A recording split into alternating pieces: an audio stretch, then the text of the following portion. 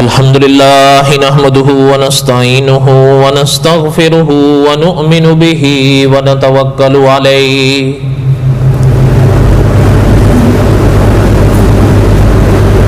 ونعوذ بالله من شرور أنفسنا ومن سيئات أعمالنا من يهده الله فلا مضل له ومن يضلله فلا هادي له وأشهد أن لا إله إلا الله وحده لا شريك له وأشهد أن سيدنا وسندنا ومولانا محمدا عبده ورسوله أما بعد أعوذ بالله من الشيطان الرجيم بسم الله الرحمن الرحيم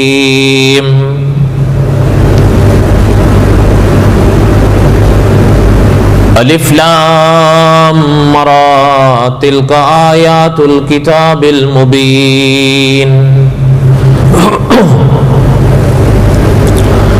انا انزلناه قرآنا عربیا لعلکم تعقلون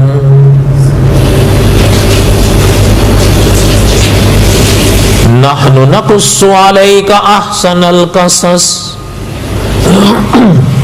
بما اوحينا اليك هذا القرآن وإن كنت من قبله لمن الغافلين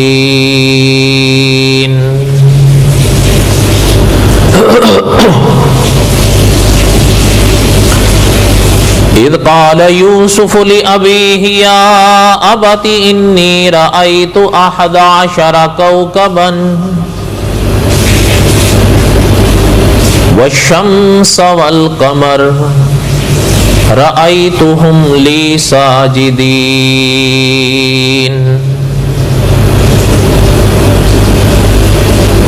وقال الله تعالى في مقام آخر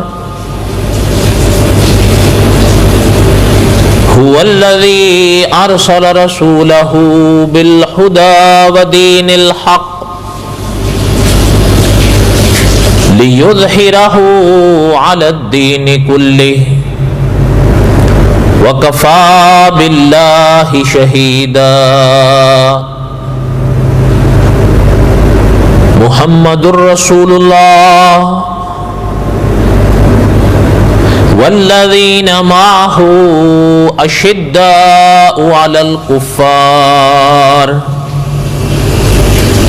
رحماء بينهم وقال النبي صلى الله عليه وسلم أنا آخر الأنبياء وأنتم آخر الأمم صدق الله العظيم وصدق رسوله النبي الكريم ونحن على ذلك لمن الشاهدين والشاكرين والحمد لله رب العالمين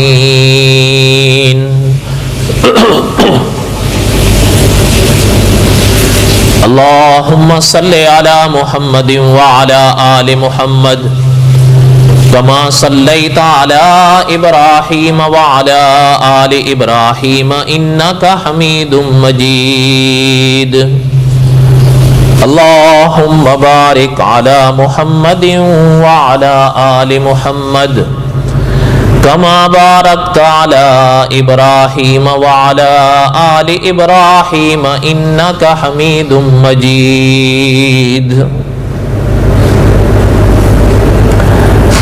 ہمہ قسم کی حمد و ثنا اللہ ذات لم یزل لا یزال کی ذات اقدس کے لیے صدق دل سے لاتعداد مرتبہ درود و سلام امام الانبیاء حضرت محمد الرسول اللہ صلی اللہ علیہ وسلم کی پاک ذات کے لیے۔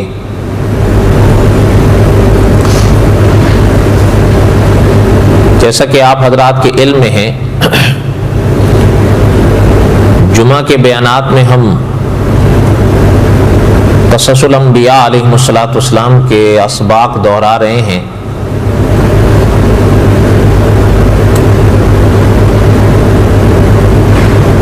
اور ان ایام میں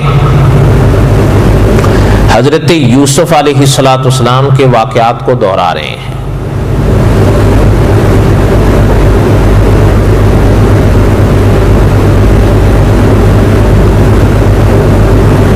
میں نے پہلے بھی عرض کیا تھا کہ یہ واقعات تو صدیوں سے دہرائے جا رہے ہیں۔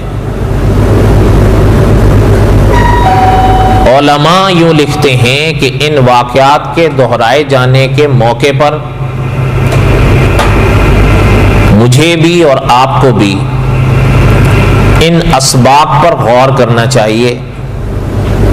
جس سبق کا تعلق عقیدے سے ہو تو عقیدے کو سنوارنا چاہیے، اور جس سبق کا تعلق عمل سے ہو تو عمل کو سنوارنا چاہیے۔ ظاہر بات ہے، اللہ ذو الجلال والاکرام نے قرآن پاک میں یہ جو نورانی واقعات بیان فرمائے ہیں انبیاء علیہم السلام کے، تو یقیناً ان میں بہت اسباق ہیں، میرے لیے بھی آپ کے لیے بھی، جو چلے گئے ان کے لیے بھی تھے اور جو آئیں گے ان کے لیے بھی ہیں۔ ورنہ فقط دہرا لینا تو بہرحال کوئی ایسی بات نہیں۔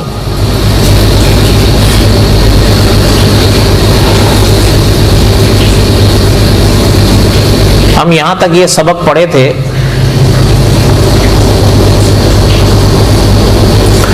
کہ حضرت یوسف علیہ السلام کی قمیص مصر سے چلی،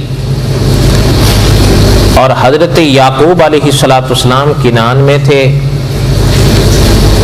وہ قافلہ واپس آیا کنان اپنے گھر، اپنے والد کے پاس،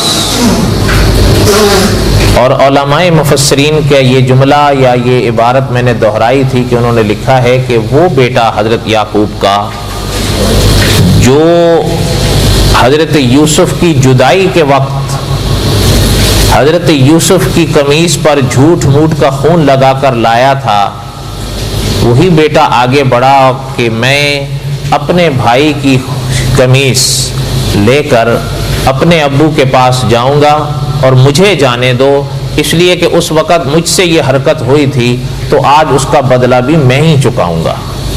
اس وقت اگر اپنے والد کے دل کو میں نے دکھایا تھا تو آج والد کے دل کو بھی مجھے ہی خوش کرنا چاہیے کہ یہ خوشخبری میں ہی لے کر جاؤں۔ یہاں تک ہم پڑھ پائے تھے، اور اس کے ضمن میں کچھ باتیں اور بھی پڑھی تھیں، جیسے کہ علماء مفسرین کے اقوال میں سے کہ حضرت یعقوب چاہتے تھے کہ جو خوشخبری لایا ہے اس کو میں کوئی انعام بھی دوں، اور اسی کے ضمن میں نے یہ سبق دہرایا تھا کہ علماء نے لکھا ہے، فقہا نے، کہ کوئی خوشخبری لا کر دے تو ایسے شخص کو انعام دینا یہ انبیاء کی سنت ہے۔ آپ نے پڑھ رکھا ہے، سن رکھا ہے کہ آپ صلی اللہ علیہ وسلم کے وہ جان نثار صحابی جن سے ایک بات ہوئی اور غزوہ تبوک میں شریک نہیں ہوئے، تو ان پر جو سختی آئی اور بہرحال جو مسائل ان کے لیے پیدا ہوئے وہ آپ نے پڑھ رکھے ہیں، سن رکھے ہیں، اور سورہ توبہ میں ان کا ذکر ہے، اللہ ذو الجلال والاکرام نے ذکر فرمایا ہے۔ تو وہ قصہ تو اللہ تعالیٰ نے اگر زندگی دی تو ہم انشاءاللہ قصص الانبیاء کے آخر میں پڑھیں گے جب آپ صلی اللہ علیہ وسلم کی سیرت طیبہ کو دہرائیں گے، لیکن اتنی بات کہے بغیر چارہ نہیں کہ علماء مفسرین نے لکھا ہے کہ جس وقت ان صحابی کی توبہ قبول ہوئی اور آقا صلی اللہ علیہ وسلم نے حرم میں ان کی توبہ کا اعلان فرمایا قبولیت کا، تو جو صحابی حضور کے ان کی توبہ کی قبولیت کی خوشخبری لے کر ان کے پاس بھاگے بھاگے گئے اور ان کو پہنچائی، کہ خوشخبری ہو آپ کو کہ آپ کی توبہ قبول ہو گئی ہے، تو علماء مفسرین نے لکھا ہے اور علماء سیرت نے لکھا ہے کہ اللہ کے رسول کے ان صحابی کے زیب تن جو لباس تھا وہ پردے کے ساتھ اتار کر ان کو انعام میں دے دیا، تو اور کچھ نہیں ہے تو یہی لے لیں۔ اس لیے اکابر نے لکھا ہے کہ انبیاء علیہ السلام کی سنت یہ ہے کہ گھر کوئی خوشخبری لا کر دیتا ہے تو اس کو انعام دینا، یہ انبیاء کی سنت ہے، اور انبیاء کی ہی اتباع میں اولیاء کا بھی یہ طریقہ رہا ہے۔ بات سمجھ آئی؟ تو حضرت یعقوب علیہ السلام کی یہ کچھ باتیں جو اکابر نے لکھی ہیں اس وقت ہم نے پڑھی تھی۔ اب آگے چلیں۔ اللہ ذو الجلال والاکرام نے جہاں قرآن پاک میں اس واقعے کو بیان فرمایا، فلما ان جاء البشیر القاہ علی وجہہ فارتد بصیرا، جب حضرت یعقوب کے پاک چہرے پر حضرت یوسف کی قمیض ڈالی گئی تو آنکھوں کا گیا ہوا نور واپس جگمگا اٹھا، اور حضرت نے ارشاد فرمایا قال الم اقل لکم انی اعلم من اللہ ما لا تعلمون۔ یہاں تک ہم نے یہ واقعہ پڑھ لیا تھا، یاد ہے؟ اب آگے چلیں۔ اللہ ذو الجلال والاکرام نے قرآن پاک میں ارشاد فرمایا جب حضرت یعقوب علیہ السلام نے اپنے بچوں سے یہ اظہار فرمایا اور کھل کر فرمایا کہ قال الم اقل لکم انی اعلم من اللہ ما لا تعلمون، ہم تم سے نہیں کہتے تھے کہ اللہ کے بارے میں جو ہم جانتے ہیں وہ تم نہیں جانتے۔ اب ان بیٹوں نے اب ان کو احساس تو تھا کہ ہمارا بہرحال قصور ہے، اور حضرت یوسف سے تو پہلے انہوں نے ذکر کیا تھا کہ آپ ہمیں معاف کر دیں، ہم خطاوار تھے، ہم قصوروار تھے۔ اقبال جرم تو پہلے بھی انہوں نے حضرت کے سامنے تو کر لیا تھا، لیکن حضرت یعقوب کے پاس تو یہ اب آئے تھے۔ اب احساس تو تھا کہ اس وقت ہم نے غلطی کی ہے، بلکہ علماء مفسرین نے لکھا ہے کہ ان کو احساس تھا کہ وہ جو ہم سے ہوا وہ گناہ کبیرہ ہے۔ اور آگے علماء مفسرین کی عبارات سے پتہ چلتا ہے، یاد رکھیں کہ یہ آپ نے بھی پہلے پڑھ رکھا ہے، سن رکھا ہے کہ حقوق دو طرح کے سامنے آتے ہیں ابن آدم کے، ایک وہ حقوق ہیں جو حقوق اللہ کہلاتے ہیں، اور ایک وہ حقوق ہیں جو حقوق العباد کہلاتے ہیں۔ حقوق اللہ کا تعلق اللہ ذو الجلال والاکرام کے ساتھ ہوتا ہے، اور حقوق العباد کا جہاں تعلق خدا کے ساتھ ہوتا ہے وہاں خدا کے بندوں کے ساتھ بھی ہوتا ہے۔ اس لیے فقہاء نے لکھا ہے کہ جس خطا کا جو حال ہوگا توبہ بھی ویسی ہی ہونی چاہیے۔ اللہ نہ کرے مثلا اگر ایک شخص نے نماز نہیں پڑھی، مانتا ہے کہ میں خطاوار اور قصوروار ہوں کہ نماز نہیں پڑھی، میرے ذمہ فرض تھی لیکن پڑھی نہیں، علماء نے لکھا ہے یہ اس کے ذمہ رہے گی کب تلک؟ جب تلک یہ قضا نہیں کرے گا۔ حتیٰ کہ اکابر کے بڑے عجیب فرامین ملتے ہیں کہ یہاں نہیں، اگر کعبے میں چلا جائے اور صرف یہ نہیں کہ سجدہ وہاں مسجد حرام کے فرش پر، بلکہ اپنی یہ پیشانی کعبے کی پاک دیواروں کے ساتھ مار مار کر پھوڑ بھی دے، تب بھی اگر اس کے ذمے یہاں کی فجر نماز رہتی ہے تو وہ وہاں سے ادا نہیں ہو جائے گی، فقط پھوڑنے سے ماتھا۔ کب تلک؟ جب تک قضا نہیں کرے گا۔ فضیلت اپنی جگہ ہے کہ وہاں ایک انسان ایک نماز پڑھے تو لاکھوں کا ثواب پائے، وہ اپنی جگہ ہے، لیکن یہاں کی 2 رکعتیں اس کے ذمے تب تلک رہیں گی جب تک وہ ان کو قضا نہیں کرے۔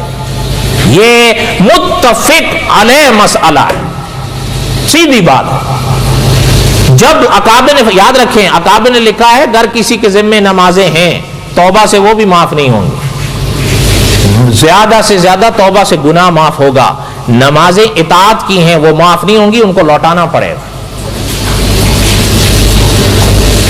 بہرحال جو بات اب عرض کر رہا تھا کہ اکابر نے فرمایا خدا نہ کرے اگر کسی کے ذمے فرض نماز ہے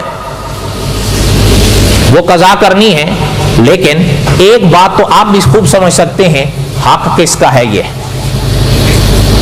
نماز حق کس کا ہے؟ بندے کا ہے یا اللہ کا ہے؟ تو توبہ کس کے سامنے کرے گا اور معافی کس سے مانگے گا؟ اور اب قضا کر لے گا تو انشاءاللہ گناہ بھی معاف ہو گیا اور نماز بھی ادا ہو گئی۔ کسی بندے کے پاس جا کے معافی مانگنے کی ضرورت نہیں ہے، کیوں؟ یہ حق جس پاک ذات کا تھا ان کے آگے مانگ لیا۔ اب آئیے دوسری بات، یہ حقوق اللہ میں سے ہے، اگر میرے ساتھ کہہ دیں یہ حقوق اللہ میں سے، خدا نہ کرے گر کسی کے ذمہ فرض روزہ ہے اس نے نہیں رکھا تو یاد رکھیں نہیں رکھا ہے تو علماء نے فرمایا یہ اس کی گردن پر رہے گا کب تلک، جب تلک قضا نہیں کرے گا. لیکن یہ حق کس کا ہے؟ اللہ کا ہے. جس دن اللہ تعالیٰ سے معافی مانگ لی اور روزے کو قضا کر لیا تو انشاءاللہ معافی مل جائے اور روزہ بھی ادا ہو جائے گا، ذمے سے ساقط ہو جائے. لیکن یہ دائرے سارے حقوق اللہ کے ہیں. اگلی بات سنیں، خدا نہ کرے گر کسی کے ذمے، میں بات حضرت یعقوب کی کر رہا ہوں، یہ بات نہیں کروں گا تو اگلی بات سمجھ میں نہیں آئے گی، اس لیے کر رہا ہوں. گر کسی شخص کے ذمے 2 رکعت فرض فجر کے رہتے تھے، اس نے اللہ تعالیٰ سے معافی مانگ لی اور قضا کر لی، انشاءاللہ گناہ بھی معاف ہو گیا اور نماز بھی ادا ہو گئی. بولو نا، ہو گئی. لیکن خدا نہ کرے گھر کسی انسان کے ذمے کسی انسان کے 200 روپیے ہوں، میں مثالی بات کر رہا ہوں، کم بھی ہو سکتے ہیں زیادہ بھی ہو سکتے ہیں. گھر کسی انسان کے ذمے کسی انسان کے 200 روپیے ہوں، حق کس کا ہے؟ یہ حقوق العباد کے دائرے ہیں. علماء نے لکھا ہے اگر اس کو احساس ہو جائے تو 2 رکعت صلاۃ التوبہ فقط نہیں 2000 رکعت صلاۃ التوبہ بھی پڑھ لے، لیکن اس آدمی کو وہ عوض واپس نہ دے یا اس سے معاف نہ کرائے تو اللہ کی پاک بارگاہ میں اس کے یہ 200 روپیے معاف نہیں ہوں گے.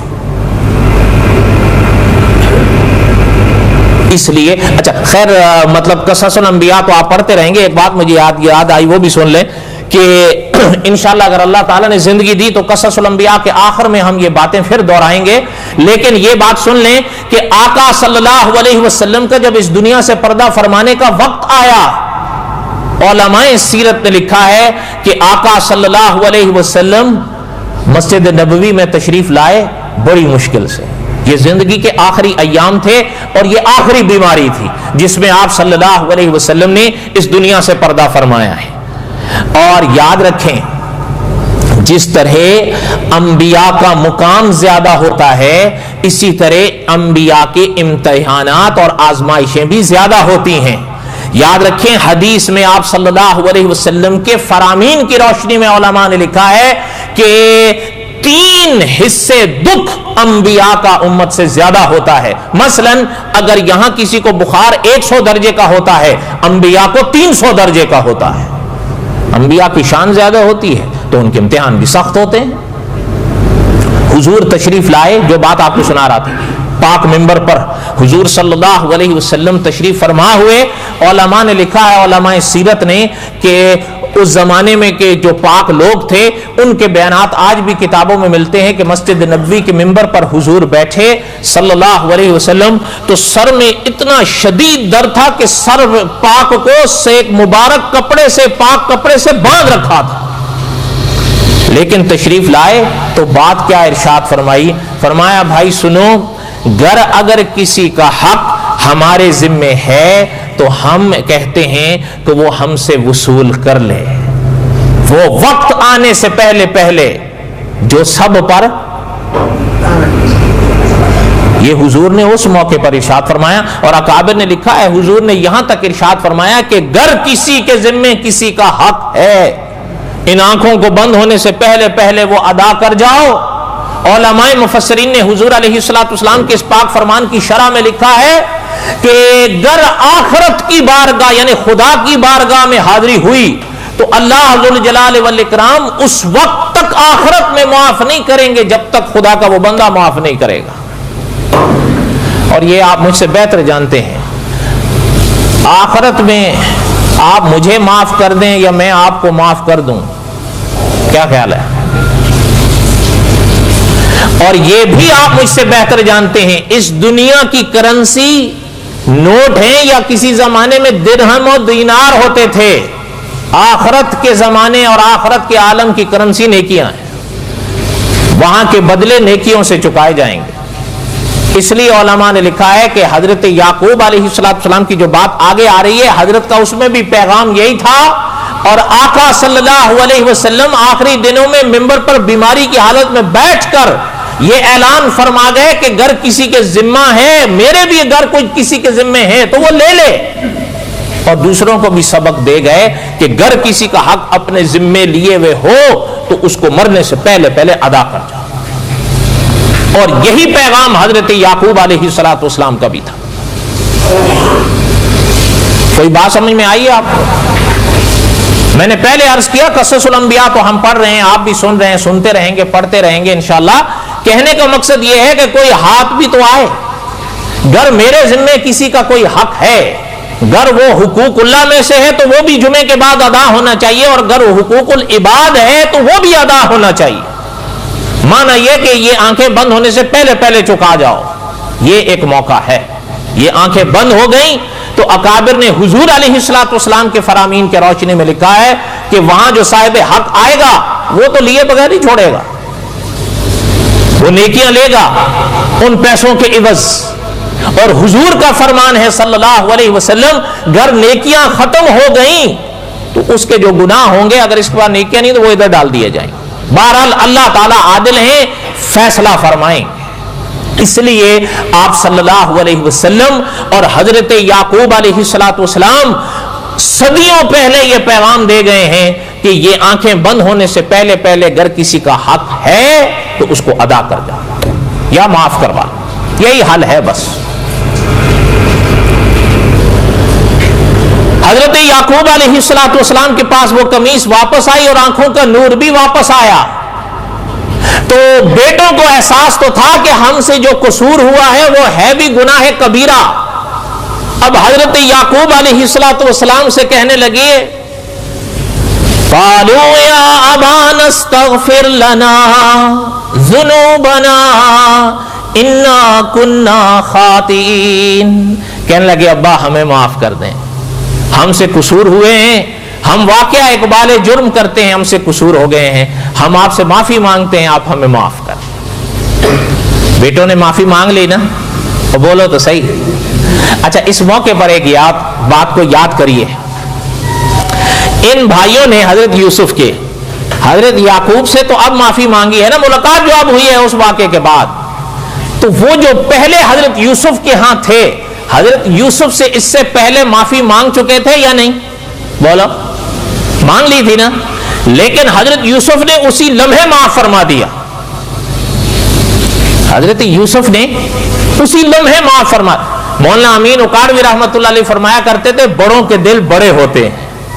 حضرت یوسف نے تو اسی لمحے معاف فرما دیا، بلکہ ساتھ یہ بھی فرما دیا کہ ہم نہ صرف خود معاف کرتے ہیں بلکہ اللہ سے بھی آپ کی معافی کی دعا کریں. لیکن اب آئے حضرت یعقوب کے پاس، یہ والد کے پاس. اب حضرت یعقوب سے کہنے لگے کہ قالوا یا ابانا استغفر لنا، ابا ہمارے لیے معافی مانگے، ہمیں معاف بھی کر دیں، ہمارے لیے معافی کی دعا بھی کریں، ہم خطاوار ہیں، ہم سے قصور ہوئے. لیکن علماء مفسرین نے لکھا ہے آگے جو حضرت یعقوب کا جواب آ رہا ہے، حضرت یعقوب علیہ السلام نے حضرت یوسف نے تو فوراً معاف کیا، لیکن حضرت یعقوب علیہ السلام کا جواب کچھ اور تھا. حضرت یعقوب علیہ السلام نے فرمایا کہ اپنا جب انہوں نے کہا نا کہ ابا آپ ہمیں معاف فرما دیں اور ہمارے لیے بخشش کی دعا بھی مانگیں، حضرت یعقوب نے فرمایا قال سوف استغفر لکم ربی انہ هو الغفور الرحیم.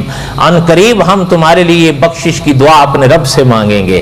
انہ هو الغفور الرحیم، بے شک وہ غفور بھی ہیں رحیم بھی ہیں. اچھا یہ اس آیت پر اکابر کی بڑی عجب گفتگو ہے کہ حضرت یوسف نے تو فوراً معاف کیا جبکہ وہ تو بھائی تھے نا. اب حضرت یعقوب تو والد ہیں ان کے، لیکن حضرت یعقوب نے فوراً تو معاف نہیں فرمایا بلکہ یوں فرمایا سوف ان قریب استغفر لکم، ہم تمہارے لیے بخشش کی دعا مانگیں گے. یہ کیا وجہ ہے؟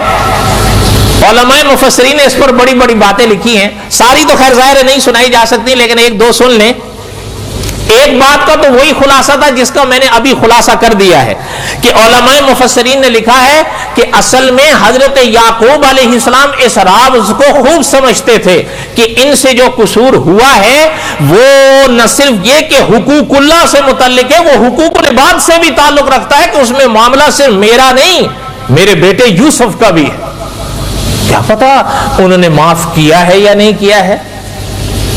علماء مفسرین نے لکھا ہے اگر حضرت یوسف نے معاف نہ کیا ہو نا تو پھر ان کے لیے بخشش کی دعا مناسب نہیں تھی اس سے پہلے. اچھا، اس سے ایک چیز اور بھی سمجھ میں آتی ہے ان عبارتوں سے جو ہم نے پہلے بھی پڑھی اور انشاءاللہ آئندہ بھی پڑھیں گے، کہ جو عالم الغیب ذات ہے وہ تنہا اللہ کی ذات ہے. اگر پیغمبر عالم الغیب ہوتے تو حضرت یعقوب کو پتہ نہیں چل جاتا کہ میرے بیٹے نے تو پہلے قدم پر ہی معاف کر دیا تھا.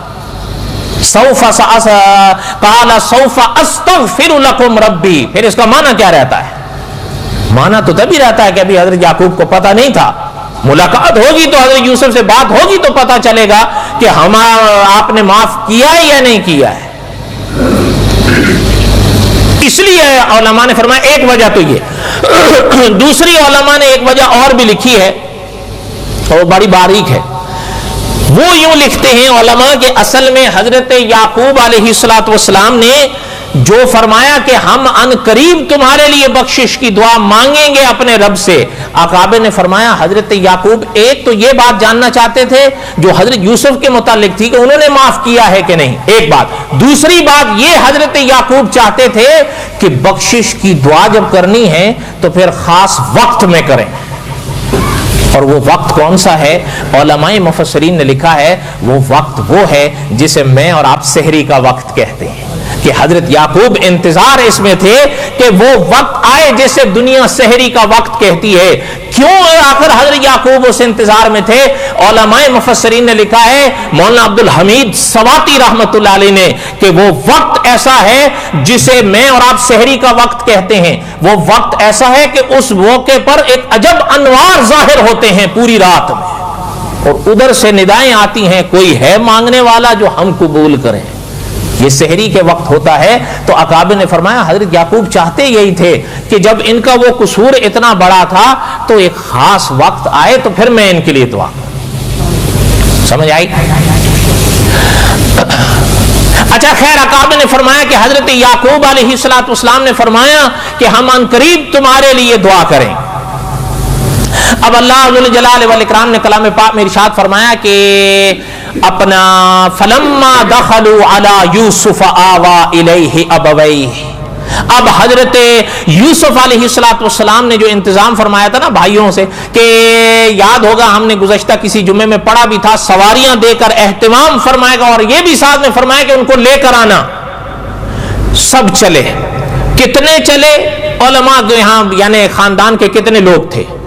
بلاوا حضرت یوسف کا آیا، چلے تو سارے تھے کتنے؟ واللہ عالم.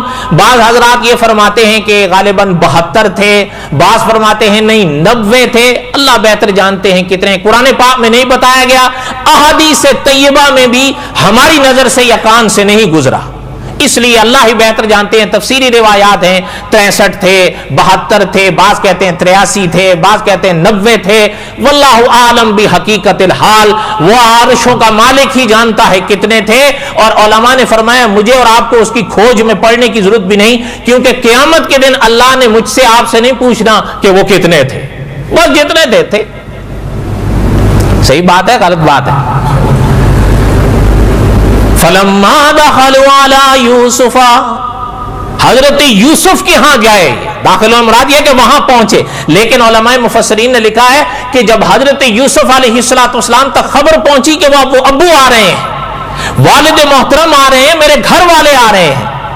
ماں میں اختلاف ہے، بات فرماتے ہیں یہاں جو ابوئی ہے اس میں ماں بھی ہیں، لیکن دوسرے علماء فرماتے ہیں نہیں پتہ تفاصیل. جیسے ہم نے بھی ابتدائی میں کہیں پڑھا تھا کہ حضرت یوسف کی والدہ تو اس وقت اس دنیا سے انتقال فرما چکی تھی، اور بعض یہ بھی فرماتے ہیں کہ جب بنیامین کی پیدائش ہوئی تبھی وہ فوت ہو گئی تھی، اس لیے والدہ تو نہیں. لیکن وہ فرماتے ہیں والدہ نہیں تھی، خالہ تھی، والدہ کی بہن. اور اکابر نے یہ بھی لکھا ہے کہ حضرت یعقوب نے اس وقت ان سے نکاح کیا تھا، اور خالہ اچھا خالہ بھی ہوئی، پھر ساتھ میں جب حضرت یعقوب کی اہلیہ بھی بن گئی تو پھر اس رشتے سے ماں بھی ہوئی، تو اب وہی ہی کہہ دیا تو کیا حرج ہے، ماں تو بن گئی. بعض اکابر ساحر پر گئے، وہ فرماتے ہیں جب قرآن کہتا ہے اب وہی ہی تو پھر اب وہی ہی ہے، پھر تعویل کی کیا ضرورت ہے. لیکن دوسرے علماء یوں فرماتے ہیں کہ اصل میں تفاسیر کی کتابوں میں یہ ملتا ہے کہ حضرت یا یوسف کی والدہ پہلے ہی فوت ہو گئی تھی، یہ والدہ نہیں خالہ تھی، لیکن حضرت یعقوب کے چونکہ نکاح میں تھی تو پھر والدہ ہو گئی، اس لیے ابویہ ہی کہہ دیا تو کوئی بات نہیں۔ کوئی بات سمجھ میں آ رہی ہے آپ کو میرے دوستو؟ فَلَمَّا دَخَلُوا عَلَى يُوسُفَ آوَى إِلَيْهِ أَبَوَيْهِ وَقَالَ ادْخُلُوا مِصْرَ إِنْ شَاءَ اللَّهُ آمِنِينَ۔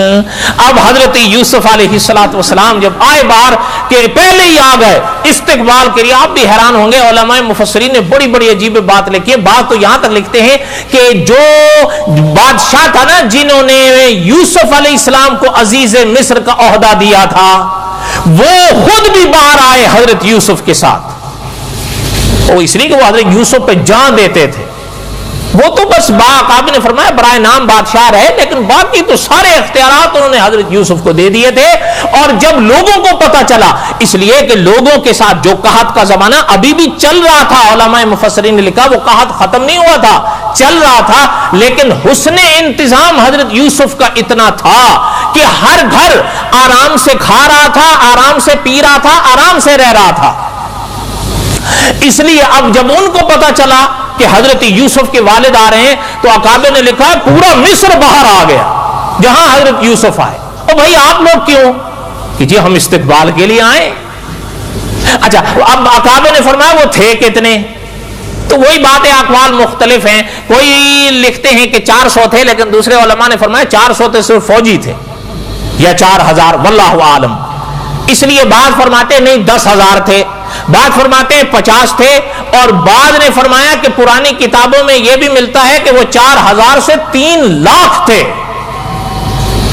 4000 خاص تھے، فوجی ہو گئے یا اور کوئی عملہ وغیرہ، اور باقی عوام تھے جو لاکھوں تک چلے گئے تھے، لیکن قرآن پاک میں اللہ نے ذکر نہیں فرمایا۔ اب وہ تھے کتنے؟ مولانا عبد الحمید سواتی رحمۃ اللہ علیہ نے مکتی مکا دی ہے، کثیر تھے کتنے اللہ ہی بہتر جانتے ہیں، بس بہت زیادہ تھے، اور اتنے زیادہ تھے کہ یہ جو اقوال مل رہے ہیں 4000، 10,000، 50,000، گمان کے مطابق 3 لاکھ، فرمایا پتہ چلتا ہے اتنے تھے کہ گنے ہی نہیں جا رہے تھے، بات ہی ختم ہو گئی۔